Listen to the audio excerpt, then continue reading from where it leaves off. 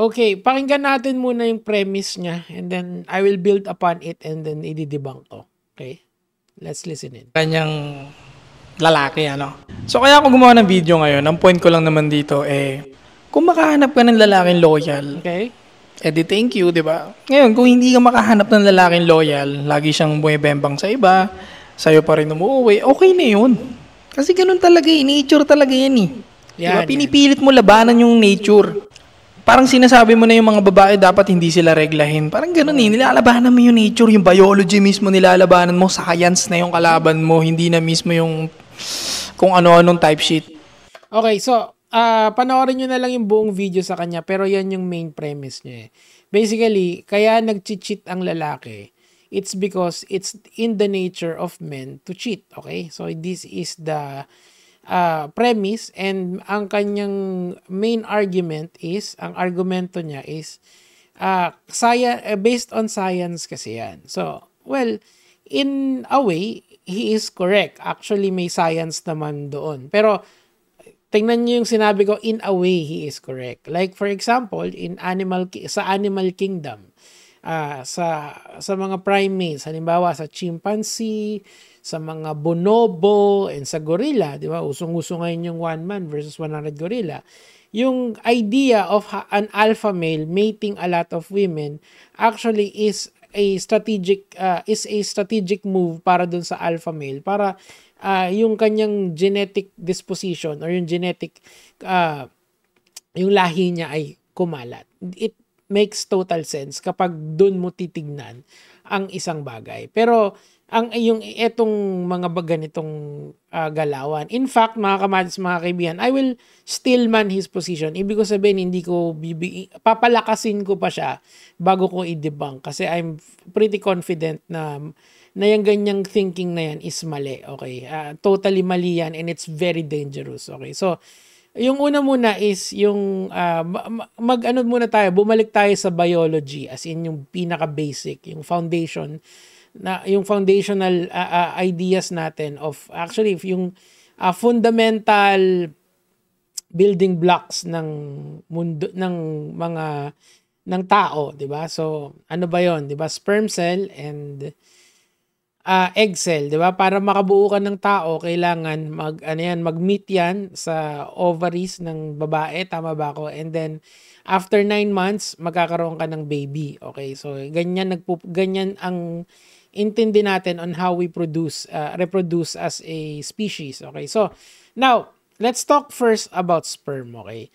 Ang sperm kasi, mga kamatis, mga kaibigan, it's very common or madali siyang i-reproduce kung lalaki ka. If you are an healthy, young, healthy male, yung nasa peak ka ng pagkalalaki mo, mas madami kang mapuproduce na sperm. In fact, siguro mas maganda kung dito ko ilalagay. Naalala niyo yung sinasabi ni Rapido, yung 3 oras, 6 na putok. So, bakit ba 6 na putok yun? It's because sa 3 oras, mabilis mag-reproduce yung sperm. May genetic material agad siya in 3 hours. 6 times niyang linalabas yung kanyang genetic material through the sperm cell. Okay, so, we can say that sperm is very common. It's very basic. May surplus ng sperm. Okay? Kasi nga, marami. Hindi may surplus. Now, let's go to the female organs naman. Yung sa female naman is egg cells. Diba? Ang egg cells, hindi yan napoproduce agad-agad. Okay? Yung ovulation yung hinaantay mo dyan before you, if you want to have a successful mating with a woman, di ba? Kasi pag nakipag-sex ka sa kanya, nang niregla siya, hindi yun mabubuntis kahit anong pilit mo. So kailangan abangan mo yung ovulation date niya kasi doon yun mas mataas yung chance na mabuntis yung babae. Gets? You can this is why of course this is why egg cells are more rare than the sperm cell, 'di ba? Yung similya mas common 'yun, mas madami, mas madaling i-reproduce 'yun. Pero egg cells, it takes some time bago siya mapuno. Okay? So, why am I bringing this up? Kasi Kung nature at nature lang ang pag-uusapan natin, it is within the nature of the female to choose a partner na best fit for him. Kasi kung sino-sino na lang, kung babaeng para sa lahat siya, hindi siya makakapag-choose ng best partners para sa kanya. And lugi siya. Kasi 9 months niyang dadalhin yun eh. Unlike yung lalaki, since 3 oras, 6 na putok siya, pwede siyang, dun sa 3 oras na yun, technically speaking, pwede siyang maghanap ng partner doon. Gets nyo? So, yun yung sinasabi niya na fundamental idea of why men cheat. Kasi nga, very viable yung similya eh.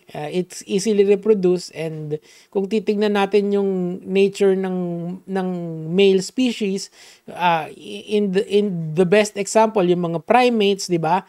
Ang daming, kunyari yung silverback na lang, daming asawa nun. Yung wives nga eh, wives plural, di ba? Or chimpanzees, ganun din. Yung alpha male has mating rights with the women within their troop, di ba? And also with other male mammals, halimbawa aso, di ba? Ganun yun eh, yung mga top G ang nakaka-G sa mga girls, di ba? So, pero does it apply to humanity?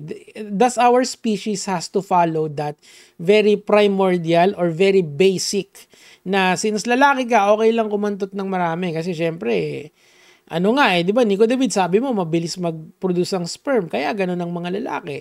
Well, it is against the foundation of modern society naman. Yun doon papasok doon yung protection ng women against this predatory behavior. Kasi that is predatory behavior eh. Biruin mo, bubuntisin ka tapos di ka pananagutan. Di ba? May protection ang batas sa mga ganyang klaseng behavior. Kasi we are in the modern times. Kasi kung nature at nature lang ang pag-uusapan natin, then we should legalize murder. Kasi 'di ba ang nasa nature naman kasi ng tao na kapag ng mga hayop, kasi yun yung argument niya, nature eh. Na pumatay na lang tayo. Pwede naman pala yun eh kasi it's within our nature eh. So hindi, 'di ba? Merong proper way to handle conflict sa atin. And meron din proper way for us to have a family. Merong batas na tulad ng VAUSI. Okay? Ito pinaka the best tong example na to. Tong VAUSI na to. Shoutouts dun sa mga abogadong nagtuturo sa akin about dito. So ano ba yung VAUSI? Violence against women and their children. So this is the VAUSI law na tinatawag. So ano bang significance ng VAUSI law dito? Now, wag tayong pumunta dun sa mag-asawa. Kasi madaling madaling i-argue yun eh. Kasi pag mag-asawa kayo, may obligasyon na kayo, may legal obligation na kayo sa isa't isa na magsama kayong dalawa forever. Yung sinasabi sa kasal? As death do us part forever and ever. Amen. Diba? Hindi. Lagay lang natin sa bag-jowa. GF and BF. Okay? Now, why am I bringing up the VAUSI law dito? Isa sa mga paborito to ni Raffy Tulfo na batas. Kasi sa VAUSI law, kapag ikaw ay meron kang kinakasama na babae or you are seeing this woman, lalong-lalo na kung meron kayong carnal knowledge na tinatawag or nagtatalik na kayo, may nangyayari na sa inyo, nagde-date na kayo, nagpapasahan na kayo ng sweet messages, you are according to the VAUSI law, you are now in a dating relationship. Now, this dating relationship, under the VAUSI laws, ang babae will have protection under the umbrella of the VAUSI. What does that mean? Halimbawa, ikaw ay isang lalaking feeling alpha male, tapos may jowa ka. Yung jowa mo ay may nangyayari na sa'yo. Okay? Sa inyo, may nangyayari na sa inyo. Kunyari, kada Tuesday, nagbebembangan kayo. And may expectation yung girlfriend mo that you would be loyal to her. Kasi pinagbigyan ka niya eh. Ang gusto lang niya, ako lang ang mamahalin mo forever and ever. Amen. Okay, ganon. Pero hindi pa kayo legal na kasal. Doon pa lang sa idea of in a dating relationship pa lang kayo. Now, ikaw, si lalaki, kasi narinig mo yung mga red pillars na ganito, sabi ni Sadaw, it's within the nature of the men na mag-iyot ng marami. O ikaw naman, since naiyot mo yung girlfriend mo, hanap ka ng side chick mo. Syempre, ganun yung astig eh. Now, if you are in a dating relationship dito sa babae na to and na-hurt siya doon sa ginawa mo, pwede kanyang idemanda under the Vowsy Law. Sabihin niya, nagkaroon ako ng psychological trauma doon. And meron jurisprudence doon or meron ng mga decision of psychological violence na tinatawag. Yes, walang physical na nangyari, pero merong nangyaring pang-aabuso psychologically. How is that? Paano magmamanifest yun? Ako tangina, nakita ko Doon sa nahuli ko, nagte-text. Ayan, dinala ko doon sa nakita ko nung binuksan ko yung phone niya or nakita ko na nung isang araw may kasama siyang iba, kinikiss niya, di ba? Yari ka doon, idol. So, hindi lang dahil maraming napapatulpo kasi may nagloloko, kasi the Vowsy Law is there. Okay, si Tulpo, ang ginagawa niya lang, dinadala kayo dun sa platform niya. Tapos kung magkakabati kayo, di good. Pag hindi, yayariin ka talaga niyan. So, see how dangerous yung advice niya. Hindi, ganun talaga. Isipin mo, yung babae is, sabihin nating Pol-Sci major siya, na mahilig magbasa. Ginawa mo. Tas alam yung Vowsy Law. Alam niya yung karapatan niya. Yari ka dun, tol. Yari ka dun. Promise ko sa'yo.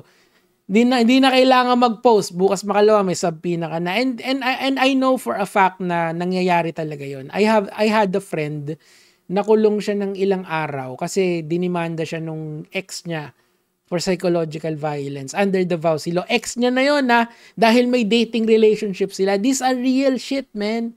Di mo pwedeng i-argue. Hindi, narinig ko kasi dun sa TikToker Sinabi niyang ganun Hindi ganun, pare. Meron niyang batas na dapat sundin natin. Yes, you have, may point, pero hindi na yan yung sinusundan ng sangkatauhan ngayon. Lalong-lalo na kung isa kang Pilipino at isa kang nakatira ka isa kang Pilipino na nakatira dito sa Pilipinas. You have to follow the law. Sabi nga, Dura said Lex, the law is harsh but the law is, the law is harsh but it is the law. So, kailangan sumunod tayo. O, yun lang. Sana natuto kayo ng kahit konti. Gege mga lods.